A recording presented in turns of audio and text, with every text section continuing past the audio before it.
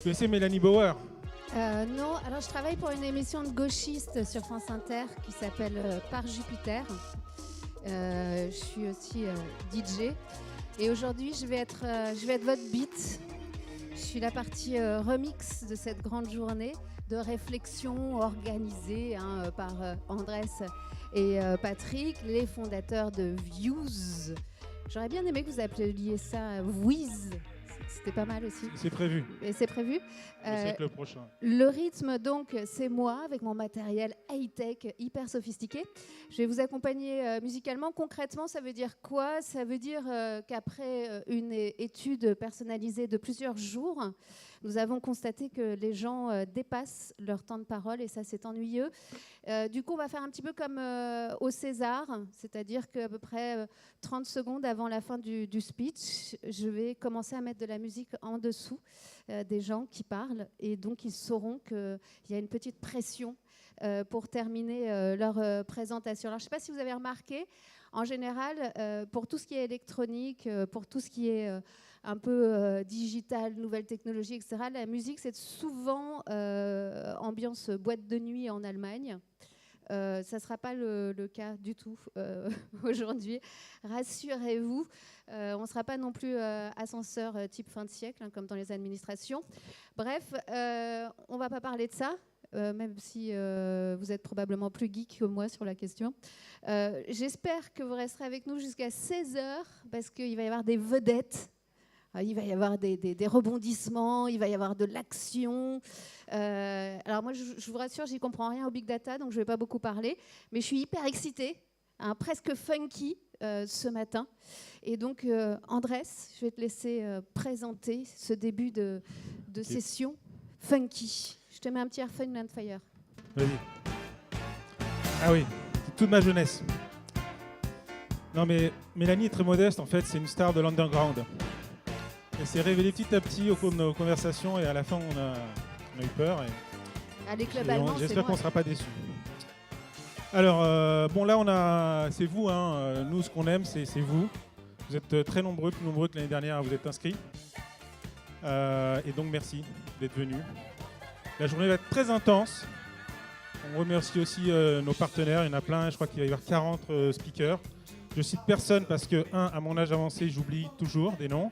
Et 2, ça fait des jaloux. Mais il y a vraiment un monde extrêmement prestigieux. Je vois un speaker qui me regarde, je ne saurais pas qui c'est, mais rien que de le voir, je suis ému. Voilà. Alors pour une fois, moi je me suis fendu de 5 slides d'intense réflexion. Comme je suis un peu paresseux, en fait, j'ai juste mis 6 noms sans image. On dit qu'une image vaut 1000 mots, mais moi je pense qu'un mot, ça peut contenir 1000 images. Alors mon premier mot, c'est le mot majorité. Alors évidemment, il y a un jeu très subtil, un jeu de mots très subtil. Majorité, pourquoi? Parce que vous savez que maintenant, le digital, c'est plus de 50% des investissements dans le monde, l'année prochaine, en 2019. Mais c'est aussi l'âge de la majorité. Et moi, je pense que le digital a mis beaucoup de temps à devenir adulte. On a vu les crises de fake news, notamment les crises de Cambridge Analytica. Donc majorité, est-ce que ça veut dire maturité? C'est pas sûr. Patrick et moi, on est très vieux, on n'est pas très matures. Digital, encore moins. Donc il y a derrière une notion de responsabilité. On va parler beaucoup de ça aujourd'hui. Troisième mot, c'est un hommage, c'est fidélité.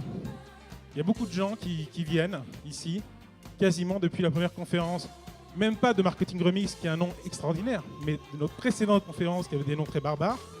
Et ils sont là encore aujourd'hui, et vraiment, je peux vous dire, c'est ça, c'est vous. C'est vous qui êtes notre moteur, donc merci. Et on sait qu'on est dans un monde très volatile. Pourtant, la fidélité, ça marche. Quatrième mot-clé, c'est le mot-clé physique. En fait, aujourd'hui, un peu partout en Europe, il y a plein de conférences. Dans le sud de la France, je crois aussi. Et pourtant, les salles se remplissent tout le temps. Il y a un énorme besoin de physique dans ce monde virtuel. Alors, comme je me suis engagé à faire qu'un mot à chaque fois, en fait, moi, j'avais envie de mettre physique-chimie. Parce que, en fait, dans le physique se passe une chimie qu'il n'y a pas dans le virtuel. Autre mot, c'est histoire. Nous, on adore ça. Nous, ce qu'on aime, c'est l'éditorial. Nous, on ne fait pas de l'event. On est nul en event. Bon, heureusement, il y a Mélanie qui va tout sauver. Mais par contre, on aime les contenus, l'éditorial, les idées. Et on a vu quelques slides. On a fait quelques préparations. Il y en aura quelques-uns. Est-ce que j'ai encore un mot-clé? Oui. Alors là, c'est mon côté littéraire. T'aimes ça, hein? Le côté littéraire. Est-ce que tu peux ne pas faire des allusions sexuelles devant les gens? C'est difficile quand je te vois. Oui, j'aime beaucoup Voilà. les mots. Et langage, pourquoi? Parce qu'en fait, la clé de marketing remix, c'est de employer des mots clairs, de ne pas employer d'anglicisme, de ne pas employer d'acronymes. J'aurais du mal, et je me souviens, on s'est vu à la première réunion, le premier mot que j'ai employé, c'était le mot anglais. C'est J'avais l'impression de parler français. Comme vous utilisez des mots anglais pour dire tout et n'importe quoi. Tout à fait. Et je dirais, nous, on fait de la philosophie du langage avec Patrick, c'est-à-dire qu'on vraiment réfléchit sur les mots qu'il faut employer. Et dernier mot-clé, je passe tout de suite la parole à Patrick parce qu'il aime ce mot, comme moi. Le mot est moche, mais la notion est extraordinaire. C'est la notion d'hybridation, de mélange des compétences, de brouillage des frontières. Et j'appelle le grand spécialiste de la question, Patrick Carverne. Je remercie mon jumeau statistique, Andrés. Toujours un plaisir de faire des events Tu l'as avec dit avant toi. moi, zut. Alors voilà, vous nous connaissez tous, quand on a créé Views il y a maintenant 7 ans, on avait une thèse fondamentale qui était l'hybridation. C'est-à-dire qu'on s'est dit que toute cette irruption de la data, du mobile, du social, du programmatique allait littéralement bouleverser nos métiers et les métiers du marketing. Et grosso modo, 7 ans après, on n'est pas trop déçus. Donc pour ceux qui viennent chaque année, vous savez que chaque année, on a un petit truc un peu aérien, une petite respiration, pour vous montrer tous les objets des plus simples aux plus débiles parfois, qui mélangent cette fameuse hybridation digitale. Donc je commence, voilà, je fais un top 10 chaque année. Donc l'objet le plus débile que j'ai trouvé, c'était quand même les chaussures aspirateurs connectés qui sont d'une utilité maximum. Après, ce qu'on dit toujours, c'est dans le digital, il faut toujours regarder les accessoires qui se vendent comme des petits pains. Alors là, vous avez dans la série très très esthétique, donc le cache Alexa. Donc voilà, c'est en vente sur Amazon. Si vous souhaitez vous le procurer, il est assez joli. Autre exemple d'hybridation, alors ce qu'on appelle les glitch textiles. Alors ça j'ai beaucoup aimé, c'est les écharpes QR code aussi qui s'achètent aussi sur les sites. Alors mon côté breton a bien sûr aimé l'hybridation du physique au physique, et j'ai découvert l'année dernière qu'il y avait un gel douche au Queen Yaman. Donc ça c'est personne ne peut avoir l'idée d'avoir les cheveux qui sentent le beurre, mais bon voilà, bon alors ça existe. Donc la preuve c'est que tout existe. Il y a aussi des bonnes idées dans l'hybridation, c'est-à-dire du physique au physique. Voilà, le stick à beurre, pas bête. Alors dans la série objets connectés totalement débiles, donc la fourchette qui élimine le bruit des noodles quand on fait un slurp de noodles, voilà, super utile, ça vraiment voilà. Encore plus super étrange, alors là on arrive dans les top signes de la fin du monde, le casque anti-chuchotement pour les open space. Alors je sais que Luigi, est-ce que tu es encore en open space chez Google? Ouais, non. Voilà, donc vous avez des casques anti-chuchotement? Non, je sais pas. Désolé de te solliciter. Alors, d'autres choses m'ont paru intéressantes. Alors, c'est le pop-up store d'alpinisme. Alors, c'est une grande marque d'alpinisme aux États-Unis qui, à Boulder, Colorado, a créé son premier pop-up store. Là, c'est Andrés qui essaye d'y rendre. Qui a créé son premier pop-up store sur une montagne. Ça, je trouve que ça, c'est plutôt une bonne idée dans l'hybridation.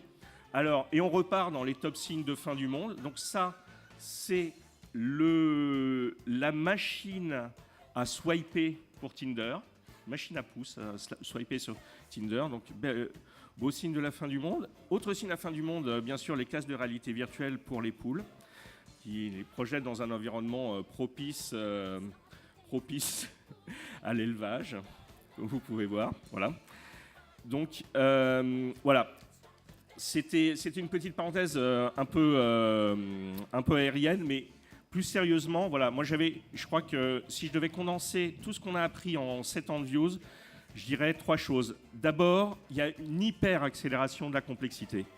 La semaine dernière, il y a une directrice marketing qui, je crois, est dans la salle, qui m'a dit le nombre de points de contact se multiplie à un point que je ne peux pas actuellement techniquement les réconcilier. Voilà, ça c'est une phrase que je pose ça là, parce que c'est une phrase qu'on va essayer de résoudre aujourd'hui. Je connais quelqu'un qui a la réponse. Eh ben, très bien. Bon, on en parlera tout à l'heure. Attends, j'ai pas fini. Ah, pardon. J'ai pas fini mon seriously. Le deuxième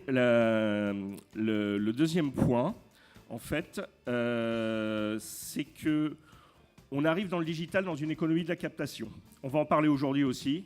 Vous allez voir que les groupes telco rentrent en plein dans les GAFA et vice-versa, et que la vidéo rentre en plein la télé. Et tout le monde s'affronte parce que le gâteau digital est en train de légèrement s'atténuer en termes de croissance. Donc nous rentrons dans une économie de la captation. Le troisième point, c'est que le digital est un avantage invisible. Et ça, c'est une de nos convictions fortes. Le digital est un avantage invisible. Il crée de temps en temps, chaque année, des gaps d'opportunités, des petits avantages qu'on peut prendre. On l'a vu sur le search, on l'a vu sur Facebook, on l'a vu sur d'autres plateformes. Il y a beaucoup de gens aujourd'hui qui vont vous donner ces petits avantages invisibles. Prenez le temps de les noter parce que cette conférence est faite pour ça. Voilà. Je vous souhaite une bonne conférence.